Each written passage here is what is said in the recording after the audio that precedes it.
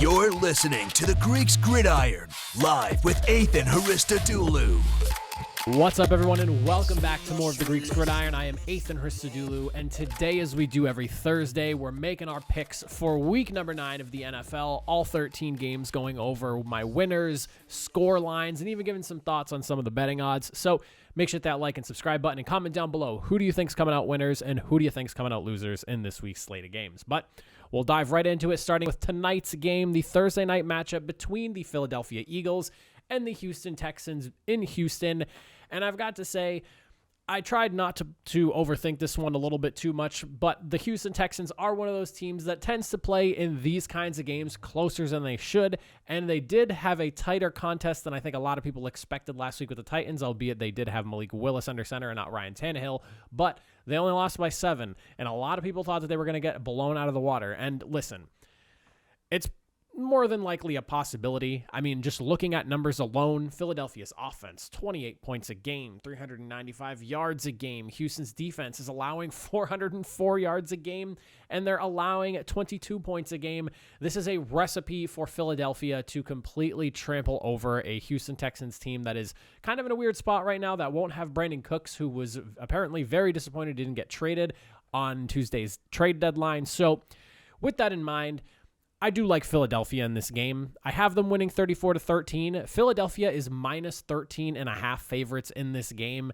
and I'm worried to say hammer this one because it feels like an obvious and foregone conclusion that the Eagles might roll these guys. They did just roll the Steelers too, and I feel like it's definitely doable for them, especially if the Texans don't have Brandon Cooks. I don't really see them having the offensive firepower to keep up if the Eagles really start to blow things up. So I really like minus 13.5 for Philadelphia. It just feels like something that is certainly doable considering all the circumstances surrounding this game.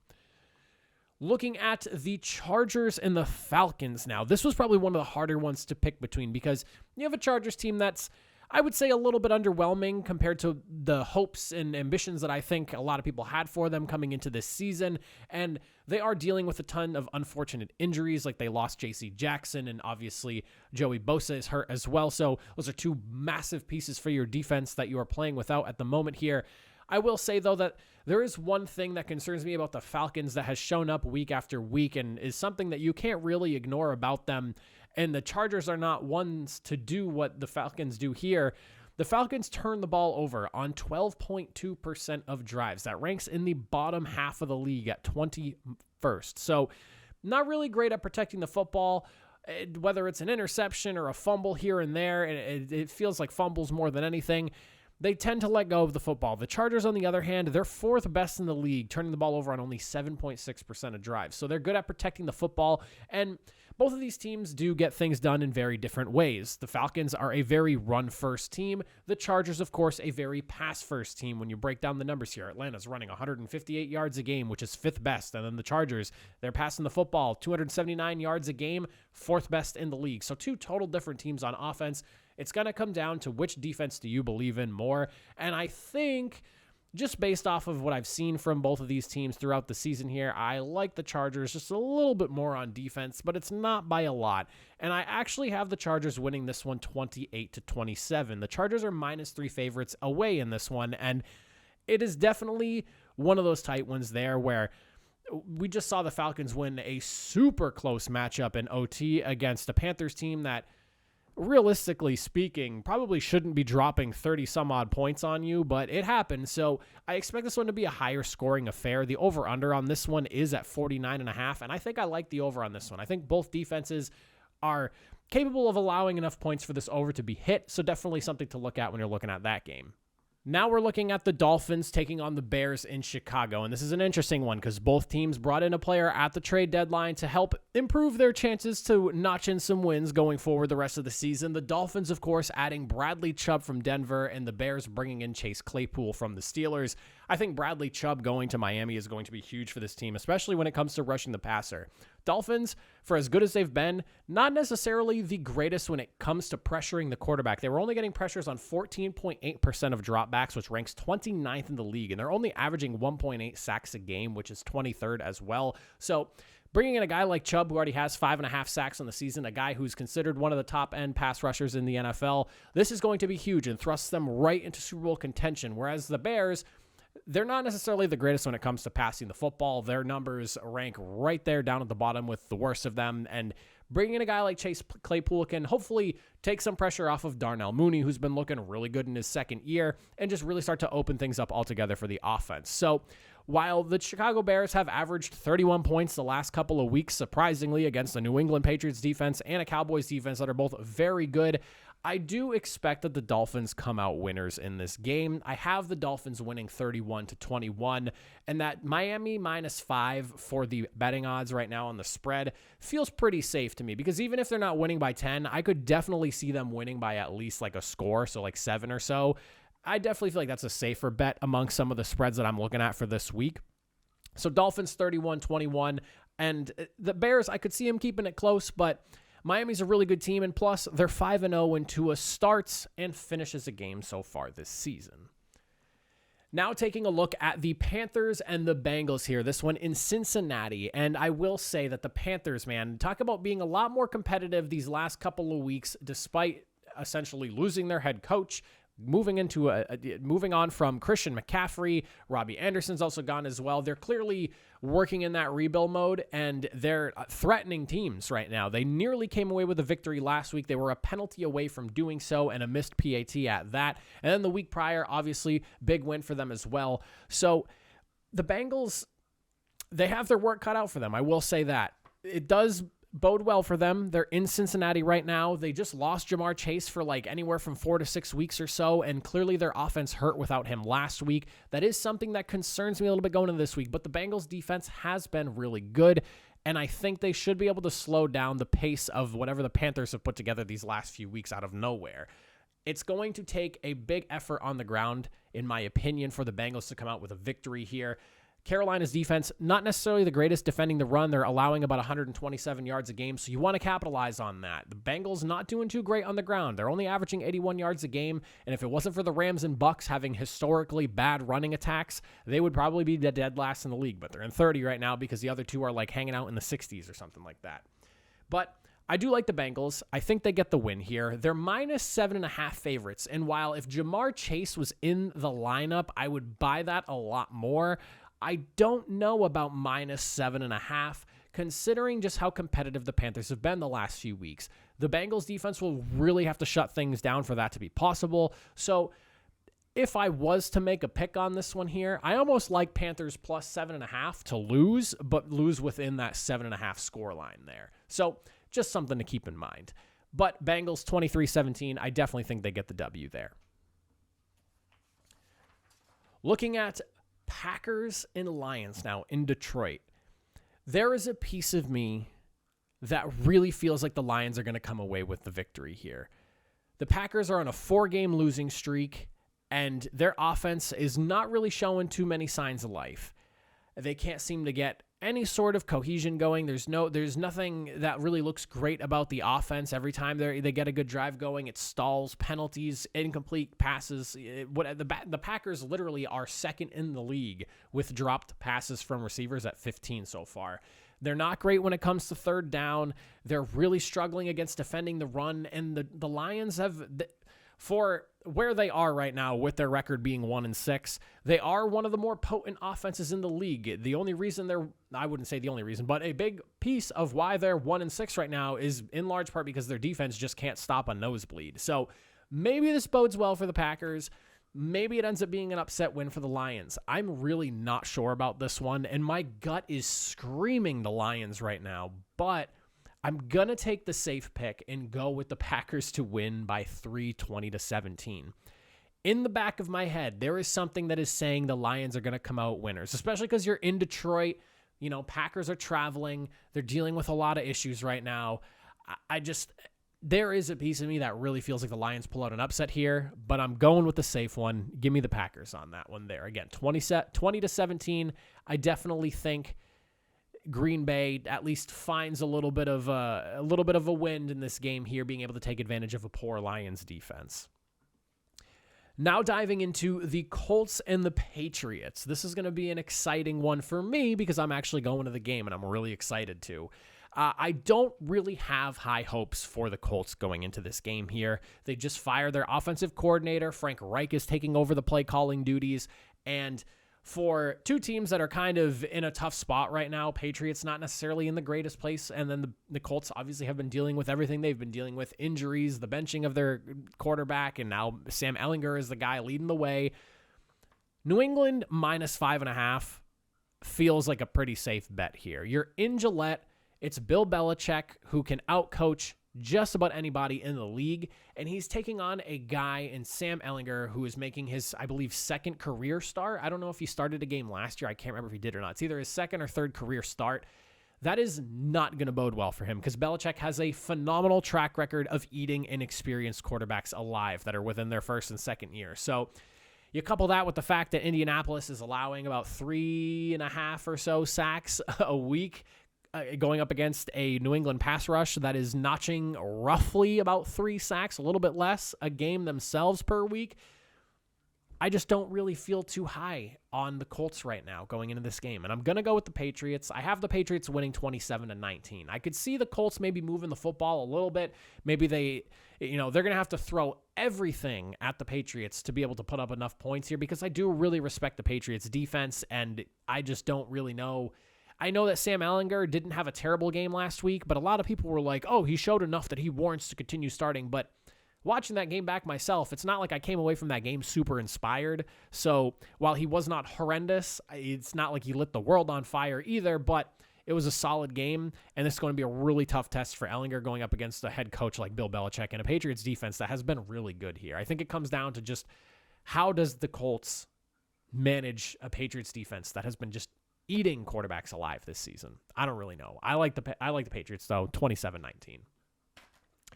Now the Bills and the Jets. This is an interesting one. The Bills are -12.5 favorites. That feels like bait, but also considering the injuries that the Jets are dealing with right now and watching Zach Wilson just hurl 2 lobs to Devin McCourty last week, it almost doesn't feel like it is.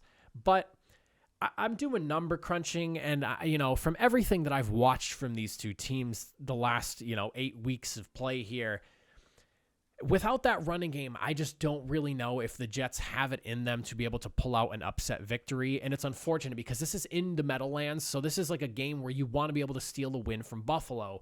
But Buffalo has just been doing everything right on offense, on defense, even special teams has looked so good. But I mean, the Bills are only allowing teams to score about 14 points a game. That's literally 2 touchdowns a game at best. At best. And then the Jets, their offense can barely get 3 scores in.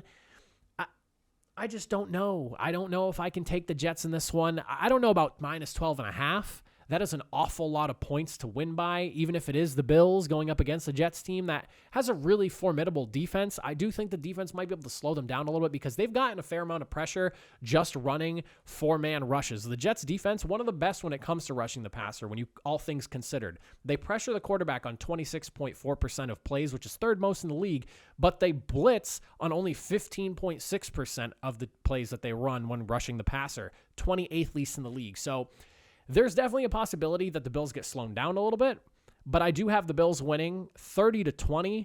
As for that spread being -12.5, I have the Bills winning by 10. So Jets +12.5 with a game with a loss within, or unless you really think the Jets can pull off an upset victory here. Hats off to you for buying in on that. But I do think that the Jets can keep it somewhat closer.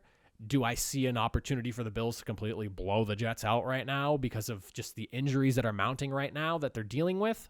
Absolutely. But I think that's the less likely of the two scenarios. And I say that knowing that every single time I say that, the complete opposite happens. So I think they can keep it within 10 or at 10 at most, the Jets that is, but watch them get blown out because I said that. Now the Vikings and the Commanders. This one, a little bit interesting because the Vikings have kind of caught a little bit of fire here. They've had some good victories the last couple of weeks. But I think they might run into a really tough challenge trying to keep up with a Minnesota Vikings offense that has just been very, very good so far this season.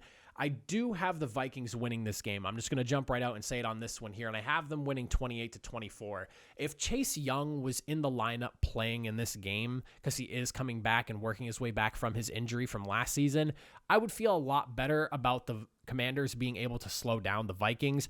But unfortunately, I just don't know if minus Chase Young and with an offense that very barely took the entire game to get 17 points on against the Colts, I just don't know if the Vikings, if they get to 24, 28, maybe even 31 points, something like that, if the Commanders are going to be able to match that pace. Now, the Vikings defense, obviously not necessarily the greatest in the world, especially when it comes to defending the pass, but I just don't know if an offense that's scoring about 18 points a game can keep up with a Vikings offense that's scoring about 25 points a game, which is in the top 10 of the league. So I do like I do like the Vikings going into this game here, despite the fact the Vikings are away for this one. Now, this next game here, I probably put the most thought into because it's like picking the lesser of two lessers, and I just don't really know who I confidently believe in to win this game. The Raiders and the Jaguars. It's probably one of the ugliest matchups of the week. Both teams with only 2 wins. The Jaguars have one more loss at 6 to the Raiders 5. Las Vegas allows about 25 points a game on defense. They also allow scoring on about 41.2% of drives, which is 6th most in the league. So the Jaguars, a team that has not really been scoring a ton as of late, has an opportunity to take advantage of a really weak Raiders defense. But then when you flip it on the other side, the Raiders can put up a ton of points. They've lost a lot of contests putting up 20 some odd points a game, and that's like mid-20s to high 20s. They don't turn the ball over very often, though. So that could be what I think is the difference maker in this game here. I know they're coming off of a goose egg performance. I think that's going to inspire the Raiders to really kick it into high gear. If they lose this game, my God, are things going the wrong direction over there in Las Vegas. This is a game where the Jaguars can lose and it's fine. New head coach, you're trying to work a whole new system together. You take as many wins as you can this year, and whatever you end up with at the end of the season is leaps and bounds better than the situation your team was dealing with last year. The Jaguars started off really hot, but it's clear they have some issues and they're lacking some talent. And while they did just bring in Calvin Ridley, they're not going to see him till next year. So let's look to next year as the real year that we should see things start to explode and really come to fruition over there in Jacksonville. With all of that being said, I do have the Raiders winning by 2, 23-21. The spread has Las Vegas at -1.5. I will say I would just stay the hell away from the spread on this one here. It's so tight that it could really go either way. I don't know if anyone can sit down and confidently say that, oh yeah, I think the Jaguars are 100% going to win this game, or other way around with the Raiders. If this was in Las Vegas, I would feel a lot more confident in picking the Raiders, but right now I'm unconfident in picking the Raiders, but I am picking the Raiders 23-21. For the Seahawks and the Cardinals, these two teams have already met. Seahawks won 19-9, and the last time they played, I picked the Seahawks to win, and I think I'm going to do so again for this game, so I'll jump right out and say it on this one here. Give me the Seahawks. I have them winning 26-20. The biggest reason for that, despite them being in Arizona for this game here, and Arizona being -1.5 favorites, is because the Seahawks defense, since week 6, meeting Arizona in that same week, has allowed about 15 points a game and only 290 offensive yards a game as well, which is phenomenal considering where this defense started at the beginning of the year. They're getting a lot of production from some young players there. Tariq Woolen has really come on and looked like a legit guy from UTSA. And at this point right now, you have 2 rookies of the month on this Seahawks team coming up against a Cardinals team that has been very just up and down all year long. The Seahawks offense as well, scoring about 26 points a game, whereas the Cardinals are scoring about 23. And so, I just don't, I don't know if the Cardinals right now, with the amount of uncertainty that feels like is surrounding that team at 3-5, do I think they can come out and get a victory here? Is it possible? Certainly. But I just feel really comfortable with the Seahawks right now. I picked them last week to upset the Giants, and they did so. And I'm just feeling really good right now about where this Seahawks team is headed with some of the young talent that they have, how well Geno Smith is playing. That entire team feels like they are all in on this team effort that they have going here. And I'm buying what they're selling right now. I feel really good about Seattle, and I think they get the W here. Now, the Rams and the Buccaneers. This is another one of those games that I sat here kind of staring at numbers and just at my paper trying to figure out what do I think is a realistic scenario for this game between these two teams, because both of them are in pretty awful states right now, considering what they were last year and the expectations a lot of people had for them coming into this year as well. You have the Buccaneers, who are 3-5, and I don't think anyone really expected them to be 3-5 this year. You have Brady leading a super stacked team, as always, but the injury bug caught fire early for them before the season even started and has just kind of not let up since then. Then you have the Rams team dealing with some injuries themselves, offensive line trouble, and that's also something you can even look at the Buccaneers about too. It's really going to boil down to who can protect their quarterback better to allow this team to execute, or to allow their team to execute their offensive game plans the best.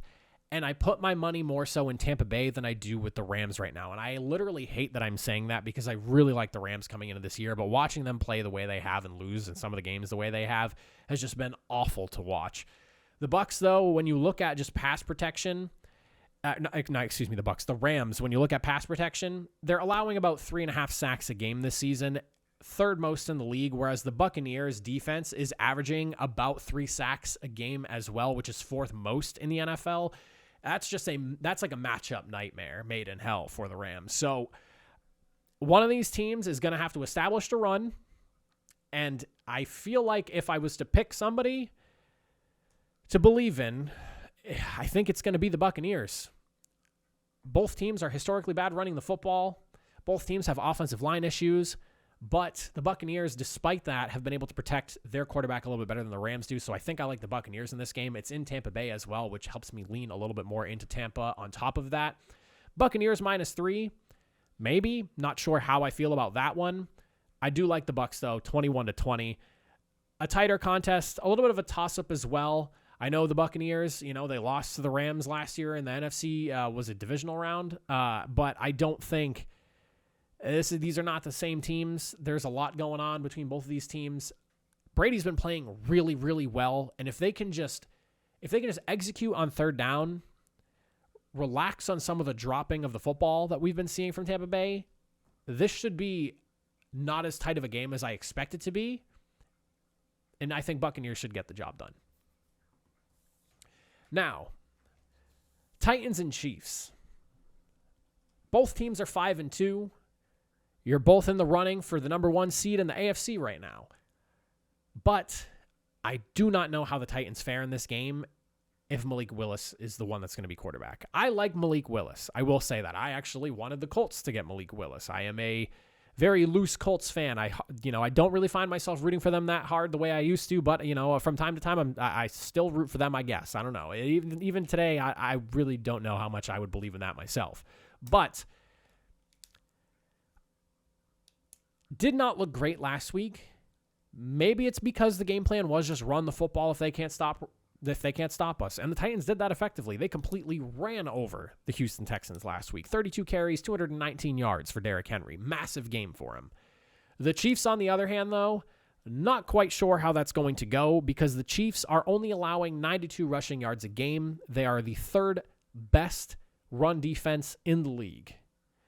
I don't really know how Tennessee fares if, let's say, Derrick Henry's being held to 120, 130 yards, which is still a fair amount, but far less than that 220 it took them to win by only 1 touchdown over the Houston Texans last week.